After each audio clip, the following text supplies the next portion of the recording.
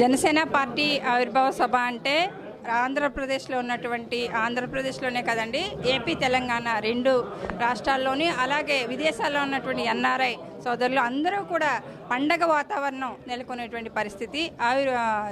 మార్చి 14న జరగబోయేటువంటి ఆవిర్భావ సభకి సంబంధించినటువంటి మీటింగ్ ఈరోజు నాదెండ్ల మనోహర్ గారి ఆధ్వర్యంలో జరగడం జరిగింది. కానీ ఖచ్చితంగా మాకు ఇచ్చినటువంటి ప్రతి బాధ్యతని కూడా ఇప్పటికే అనేక కమిటీలు నియమించడం జరిగింది. ప్రతి కమిటీలో కూడా మాది కోఆర్డినేషన్ కమిటీ, సమన్వయకర్తలకు సంబంధించిన కమిటీ అండి. మా కమిటీ నుంచి కూడా జన సైనికులను కానీ, క్రియాశీలక సభ్యులను కానీ, వీర మహిళలను కానీ ఎలాంటి పొరపాచాలు లేకుండా కూడా సభని విజయవంతం చేసే దిశగా ఖచ్చితంగా మేమందరం కూడా సమన్వయకర్తలుగా వ్యవహరించి ప్రతి చోట కూడా చిన్న చిన్న పొరపచ్చాలు ప్రతి పార్టీలోనే ఉంటాయి. కానీ అర్థం చేసుకుని మన అధినేత పవన్ కళ్యాణ్ గారు ఏ ఆశయంతో పార్టీ పెట్టారో అదే ఆశయంతో ఆయన వెనకాల జెండా పట్టుకుని తిరుగుతున్నాం 11 సంవత్సరాల నుంచి. కాకపోతే కొంతమంది అధికారిక పదవుల్లో ఉండి ఉండొచ్చు, కానీ కొంతమంది లేకపోయి ఉండొచ్చు. కానీ మన సంకల్పం ఏంటంటే మన అధినేత పవన్ కళ్యాణ్ గారిని ఏ స్థానంలో నిలబెట్టాలనుకున్నామో ఆ స్థానంలో నిలబెట్టగలగాలి.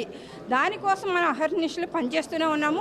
డెఫినెట్గా ఇప్పుడు రాష్ట్ర స్థాయిలో మన అధినేత పవన్ కళ్యాణ్ గారిని ఒక ఉప ముఖ్యమంత్రి పదవిలో చూడగలుగుతున్నాం. అలాగే రేపొద్దున దేశం గర్వించదగ్గటువంటి నాయకుడు, ఇలాంటి నాయకుడిని మనం కించపరుచుకునే విధంగా ఎవరి ప్రవర్తన కూడా ఉండకూడదు. అలాగే మార్చి 14న ఇది మన ఇంట్లో పండగ, మన ఇంట్లో పెళ్ళి, మన ఇంట్లో గొప్ప ఫంక్షన్ లాంటిది. అందరూ కూడా ఇక్కడికి అటెండ్ అయ్యి నిజంగా అండి జన సైనికులు కానీ మిగతా నాయకులు కానీ ఎవరైనా సరే కానీ వాళ్ళ సొంత కష్టార్జితంతో పార్టీని ఇక్కడి వరకు తీసుకురావడం జరిగింది.